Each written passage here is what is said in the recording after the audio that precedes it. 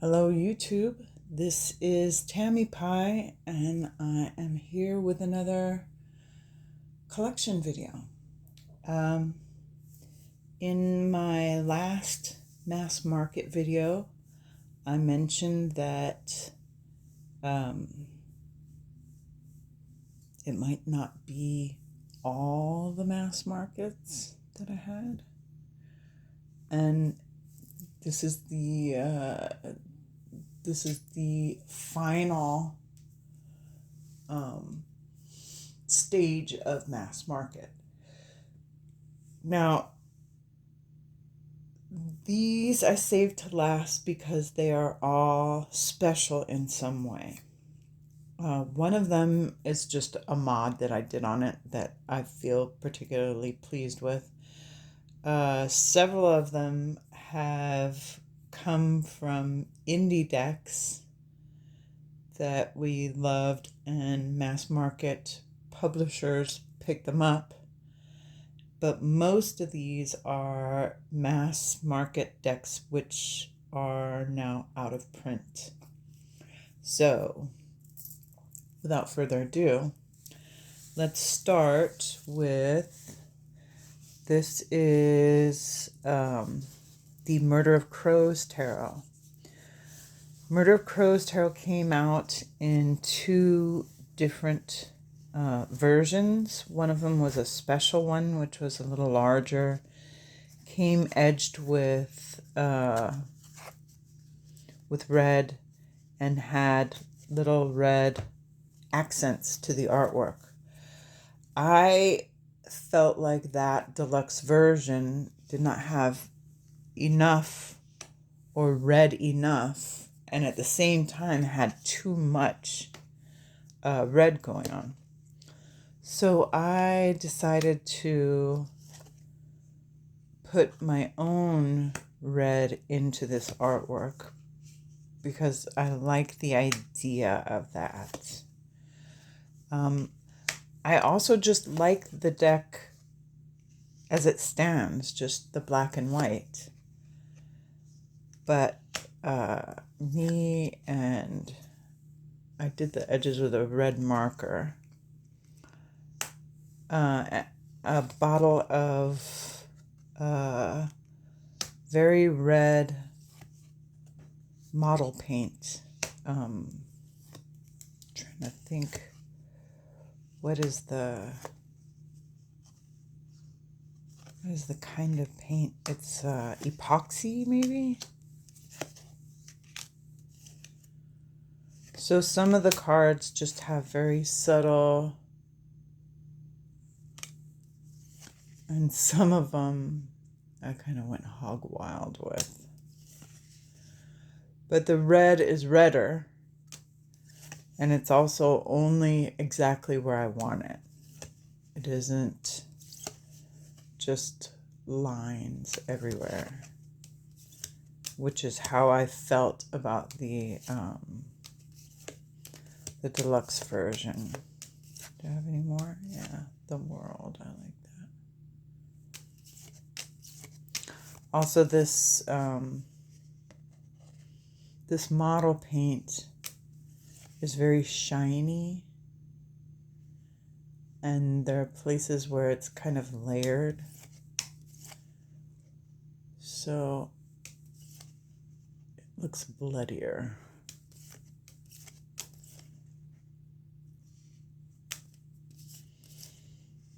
Yeah, that's my modded Murder of Crows, which is a mass market deck. But this is a particular favorite because of the modifications I did to it. Next, let's look at, this was my my deck that I used for the, what was that tag where we made the, but this is the Touchstone Tarot, and this one is now mass market again, but this publisher that did the first edition, I think they're no longer in business. So those are the backs, gilded edges. And this one is a bit different. The cardstock is more matte. The frames are, I don't know, subtler.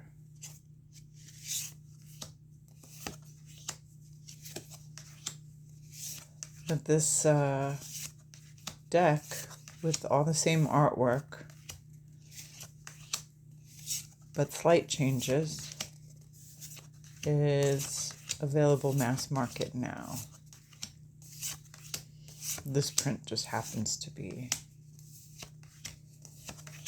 an OO print, OOP one.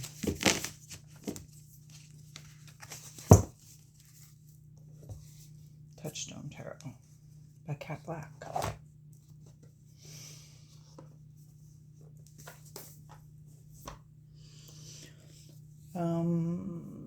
Okay, another one that I've shown before.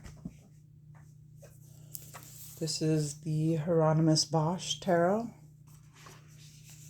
And this is the indie version of a deck which is now available. I think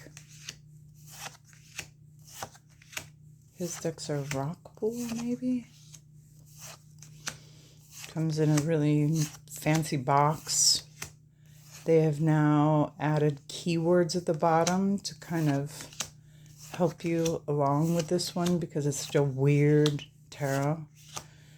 It has the 7 deadly sins. It has 6 regular suits, but each suit has an ace and 6 court cards. And then it has majors, which have been substantially changed to match with the artwork. So that is the indie version of a deck which is now available mass market.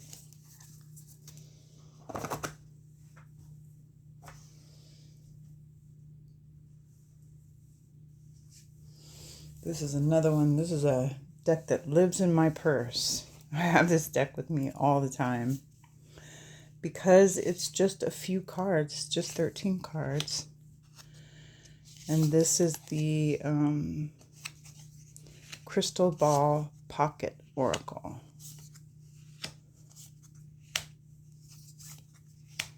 And they've put it in a cute little box now. Mine is all kind of grimy because it's in my purse, but I pull this out all the time for just those little divination in your car. Or should I go ahead and get that burger? Reconsider. She also ended up doing a couple other decks which are really beautiful. There's a rune deck, which I also believe is available mass market. Let's look at this one. Gets a lot of conversation. MJ Cullinane's Forhaxa. This is the indie version, but there's now a mass market one. And I just really enjoy these fairy folk. I mean, look at this artwork. This is really beautiful. Huh.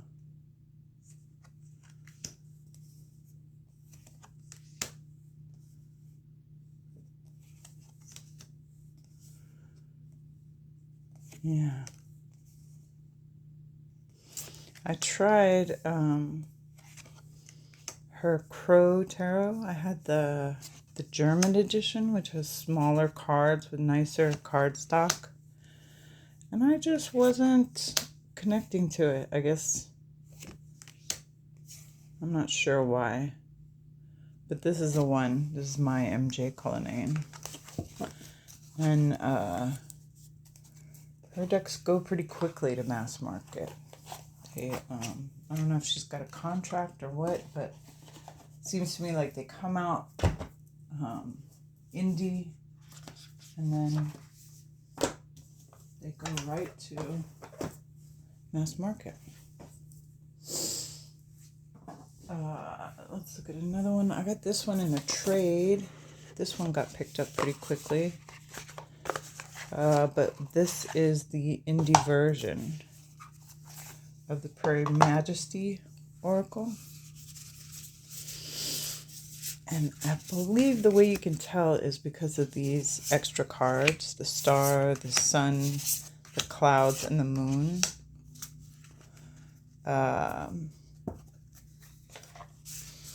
And the copper edge.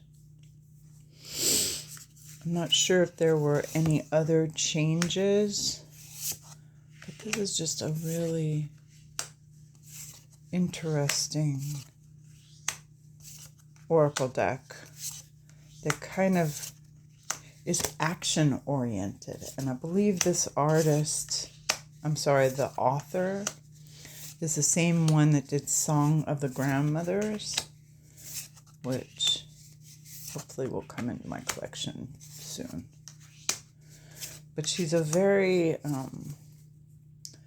kind of proactive author for these oracles, because I believe she's a therapist. She might even be a PhD. Not sure. I should look these things up before I say them, but that is my belief. All right, I'm going to go to, these are my two RWSs. And I'll show you this one first. This one is, let's see, ISBN. Printed in Switzerland is kind of the trick to this one.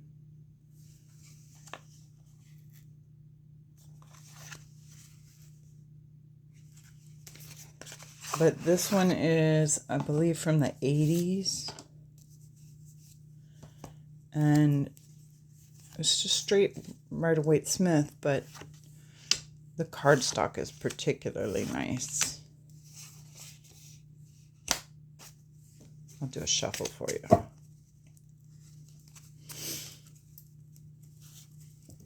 I keep this deck entirely because of the cardstock. It just has this really nice bounce back. It's kind of soft. I'm not sure what it is, but great cardstock. RWS from the 80s, and this is a 1971, again, printed in Switzerland.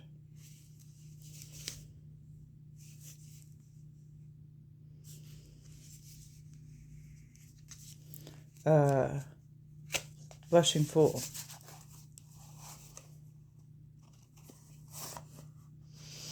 And this cardstock is also really cool. It's very kind of papery with like the feels almost like a very light waxiness. And this one has really beautiful color.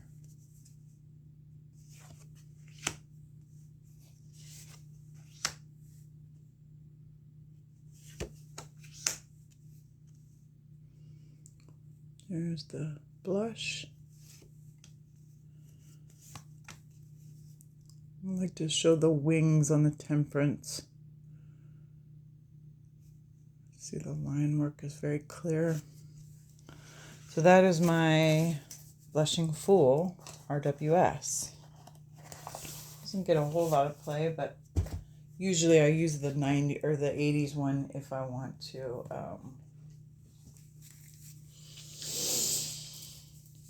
use RWS. Okay, so this was, when it came out, it's out of print, the Vandenborre Bacchus Tarot, or it's also called the Flemish Tarot. This was a US Games mass market print, but this is really unusual cardstock. You would think this super thick deck would be hard to shuffle, but in point of fact, it's really easy to shuffle.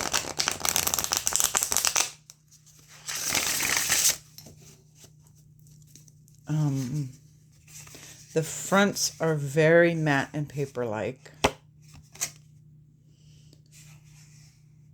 And again, the backs have like a wax to them.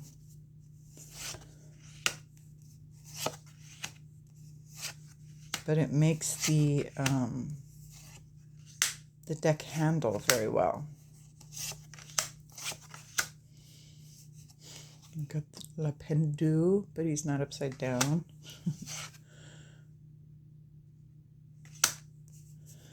This one has Bacchus as, I believe, the Hierophant, and the Spanish captain as the High Priestess. It also has some kind of interesting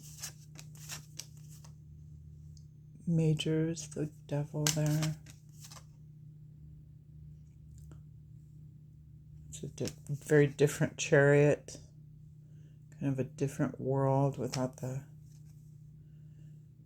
different tower.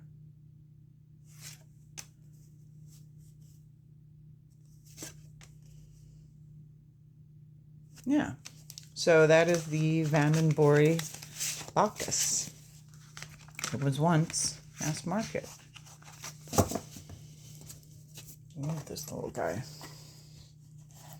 Or otherwise known as the Flemish Tarot. Okay, let's look at this little guy. I think I showed this in another video too, but this was given to me by a friend, and it came with this wrap, which I don't seem to be able to give up. These boxes were very shitty, but this is US Games Tarot of the Cloisters. And there are a lot of fakes out there. The fakes are smaller, and the print quality is terrible. But for instance, in this chariot, it really looks like the guy is coming towards you. I really enjoy the 3D-ness of this old US Games deck. It was once mass market. Look at him. It really does look like he's about to go on a journey.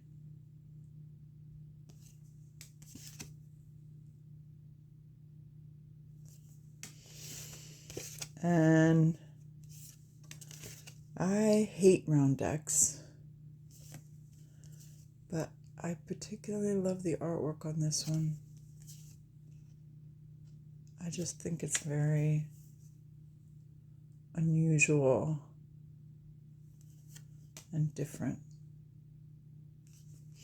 So that is US Games Tarot of the Cloisters.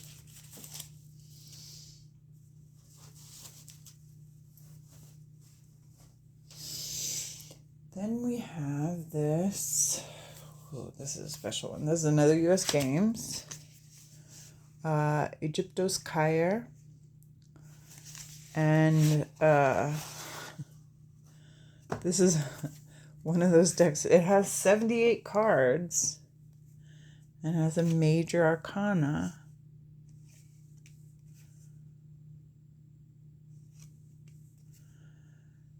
But it just keeps going with the numbering up to 78. It doesn't do suits.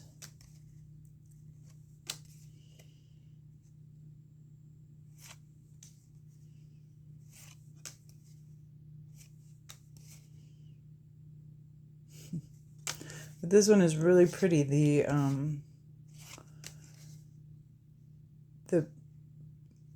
The way they did this printing, I used to have the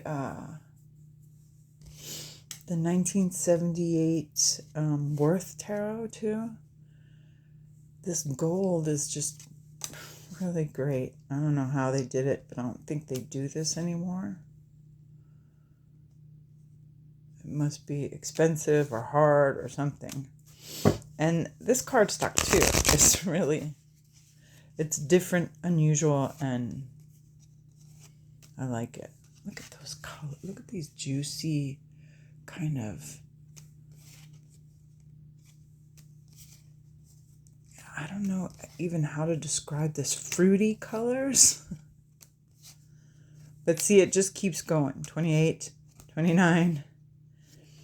And you have a keyword and planetary and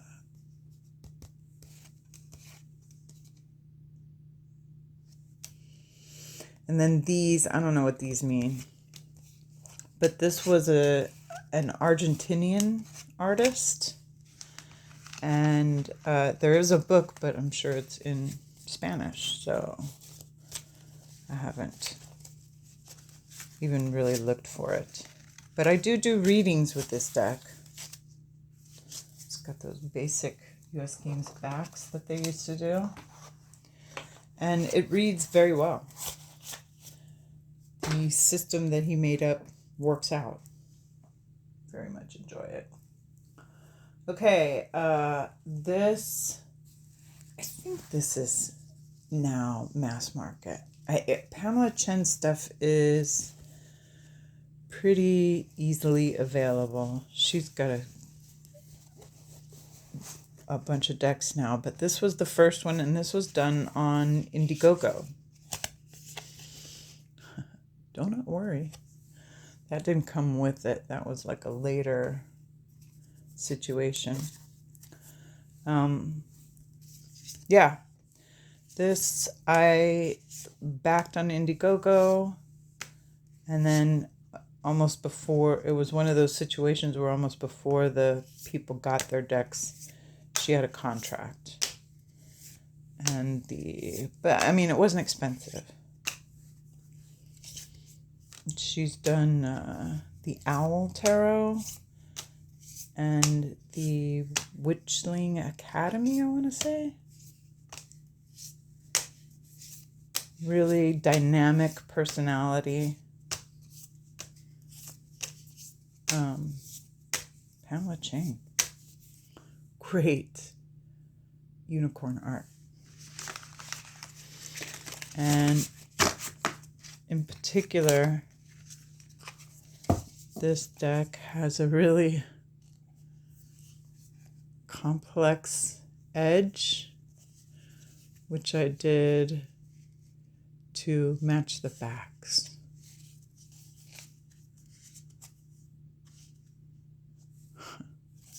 Yeah.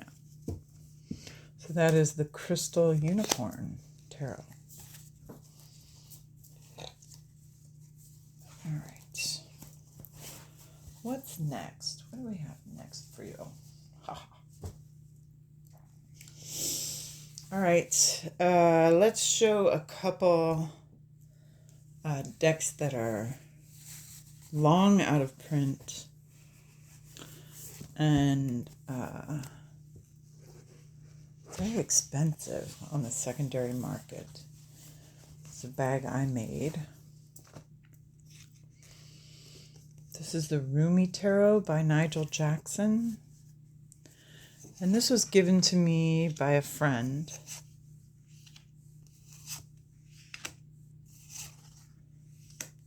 These cards, I got them edged in greens and gold. I love these decks because they're a really good size. They're perfect. Do I have like a regular tarot? So they're a little shorter and a little wider than RWS. Just a tad. But really nice. And you'll see other decks, other out-of-print decks with this gold border. And I think that makes them really interesting. So each card has a quote from Rumi,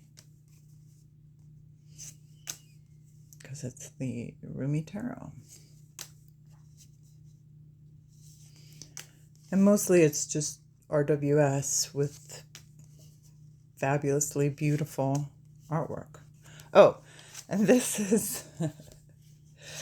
Okay, so when I got this tarot, here's the other one. The last 3 cards of the Major Arcana were cut wrong in the machine. So the world, there's a little bit missing. The sun is just kind of a little pushed over. And judgment, here it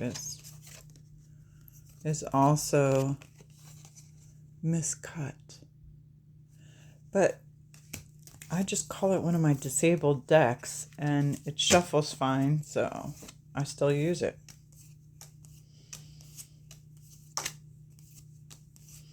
Far be it from me. Oh, this one is so pretty. Far be it from me to stick my nose up on a free deck because a couple of cards are a little weirdly cut. How cool is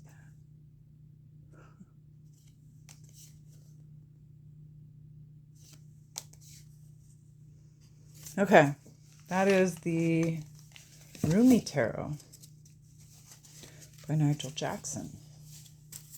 Long out of print. Very hard to get. And you do want the guidebook, because it goes into each of these cards pretty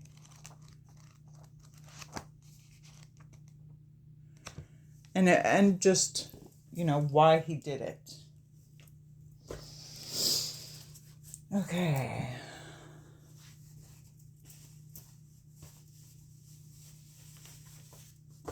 And I showed this one before in, I think I did a reading with this. This is the Tarot of the Sephiroth by Josephine Maury and Jill Stockwell, with the art by Dan Staroff. And this is just a really simple, they're not huge books. So when you see them on Amazon for hundreds of dollars, it makes you wonder, what in the hell? Why? I don't know why. But it is what it says it is. It's the Tarot of the Sephiroth. So I've shown this before.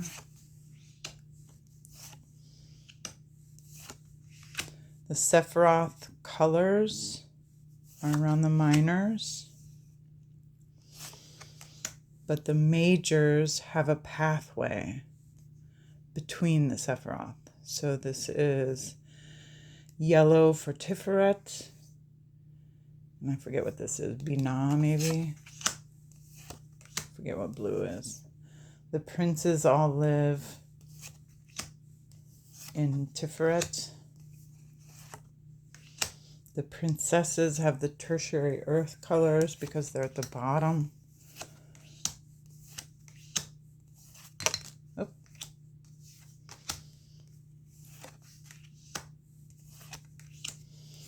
Great dynamic court cards.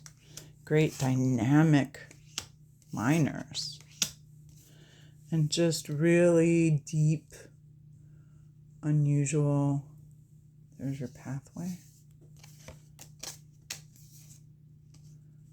The 10s also live at the bottom with the princesses, so they have the tertiary colors. Another prince. Justice with Athena. There's your pathway. So this is just this is a big favorite of mine. It's very entertaining tarot. Yeah. Tarot the Sephiroth.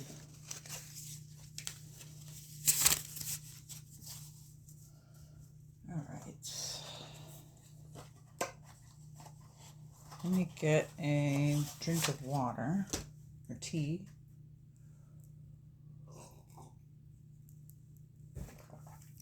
I quit coffee today. I'm going to stop drinking coffee for a while because I think it is aggravating the back pain that I got rid of for a while.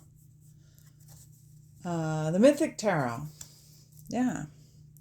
Juliet Sharman-Burke and Liz Green. This is the old print. It's very papery cardstock.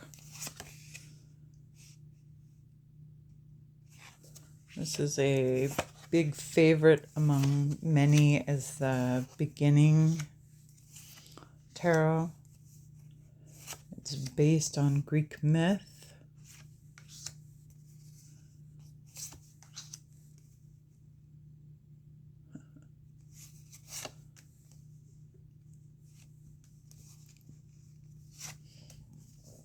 And I actually have a workbook for this,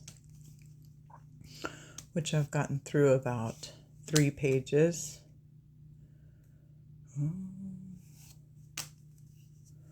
What's in the box?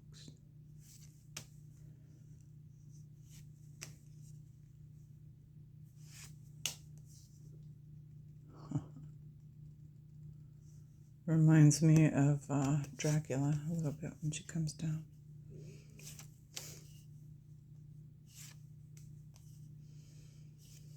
Yeah, so that is the Mythic Tarot, the out of print, but it was a mass market deck. Where's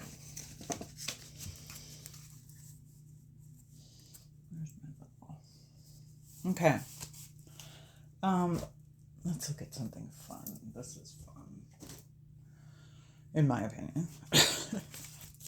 So, this would be a mass market deck in Hong Kong, I think. I believe it was in Hong Kong. And it has this super inconvenient package. This is the Lunatic Tarot. Foam in the inside. And this one is different from today's prints I think they're done in Russia. The words are done in Russian. But the cardstock is very different. This is, again, we're running on a theme here. This is a very waxy cardstock. It's kind of hard to handle, actually. But it's a good size. It's a little thinner than your RWS and a little taller.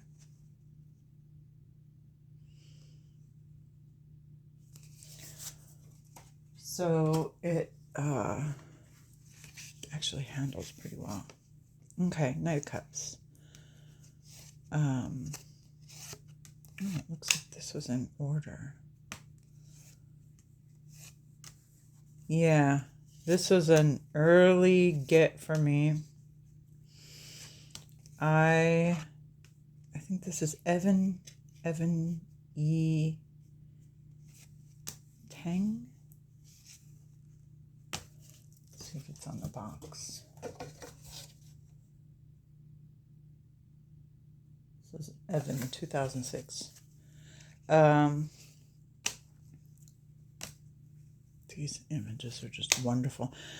And the art style it's the same artist, but like this is kind of different. A few of the majors and a few of the quartz are in this kind of deeper, looks like brown in the back.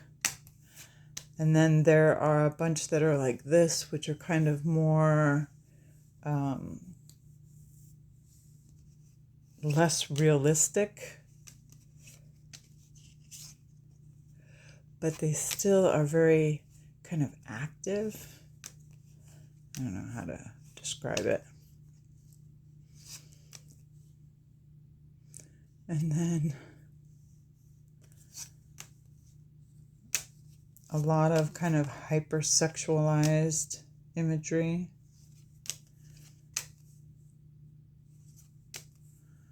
But, you know.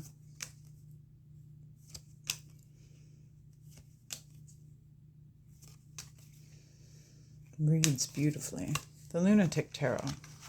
And I love the bronze, brown, orange color palette. Good stuff. And that would be mass market if you're in Hong Kong. I mean, but now it's out of print. I mean, but it isn't, because you can still get it. Oh man, this is weird. Okay, let's look at a newer deck. And this is the one I did my alien spread with. Desert Illuminations. This is the indie print, but her she's coming out. Who's printing her? I think Hay House. I'm not sure. Somebody picked her up. Lindsay G. Williams. Yeah. This is a very deserty, very Southwest. It's full of iconic Southwest figures, which I pointed out in my alien spread video if you want to go look at that a little more. But this is a hometown deck for me. And she is, a lot of singers are in this, movie stars. She is bringing it out mass market for everyone to have, which is cool. We love mass market. We love being able to get the stuff we love. All right, now this is, I don't know, is Del Negro mass market? I think it is. I think it's just mass market. Oh, coming apart at the seams. Mass market in Italy, right? So this is a Luigi Scapini. It is El Tarocco delle Vetrate, but it is also known as the Stained Glass Tarot. And I was basically given this deck. I paid her the shipping to get it from Sweden. It was Anya, Tarot by Anya's deck, and it had suffered some water damage.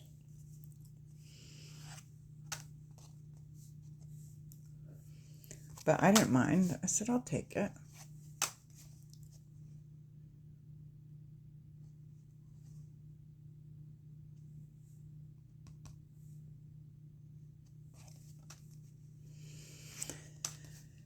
This, if I was doing the most beautiful decks, this, in my opinion, is Luigi Scapini's most beautiful work.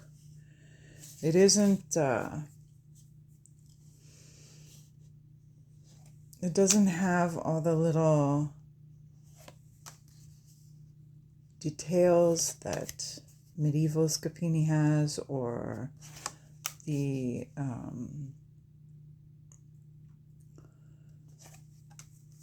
Romeo and Juliet, or his version of the Bacchus, but it has these incredible jewel tones, and the artwork is set in these stained glass windows,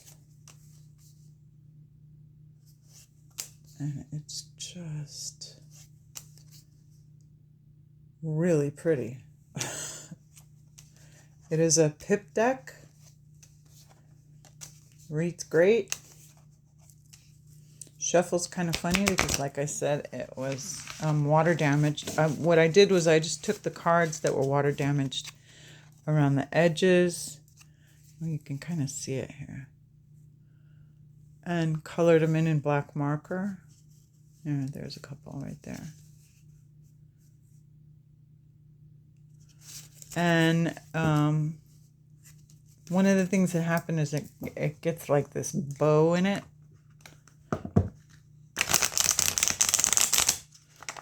I just have to manhandle it a little bit. But it's still beautiful, and I don't care. I don't care if it's water damaged and bowed or anything. It's just so pretty. All right, we're getting down there. This is almost the end. I got 2 left. This is Ludi Lescout. Now, when I first got this, it was still readily, widely available for like $25 or whatever. But this is now out of print and sought after, very vampire-y, very New Orleans. I've always loved this sun card because it gives us the dual nature of the sun, which I just put a post up in Instagram this morning. This fool is really weird. No one likes him.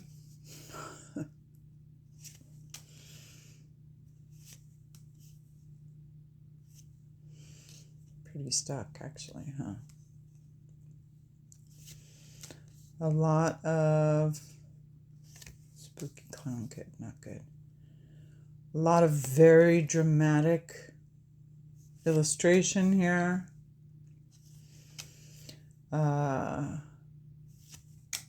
Some might say some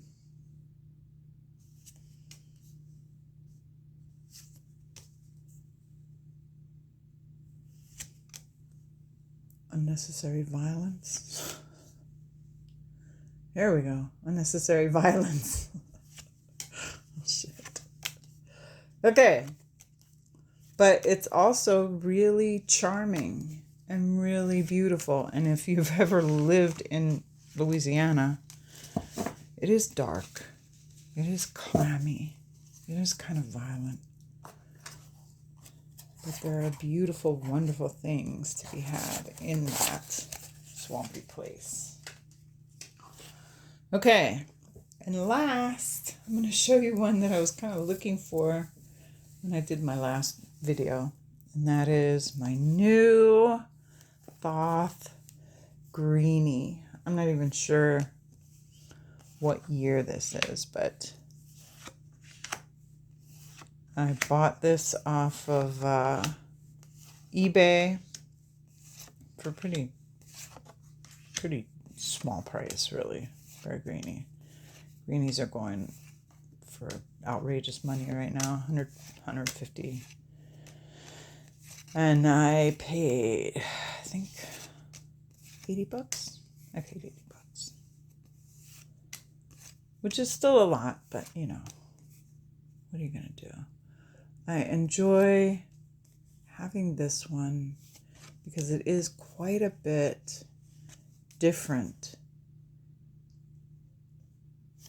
print-wise than my original US Games Can Get It Anywhere one. The artwork for some reason is a little clearer.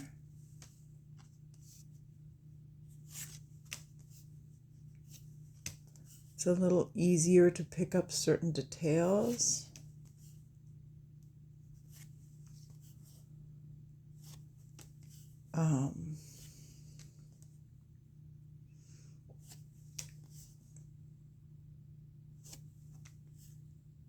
Yeah, so that's the Thoth Greenie, and that is all my special mass market, used to be mass market in a foreign country.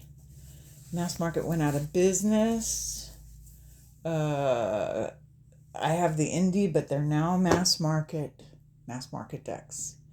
So that's it for me, and thank you for coming.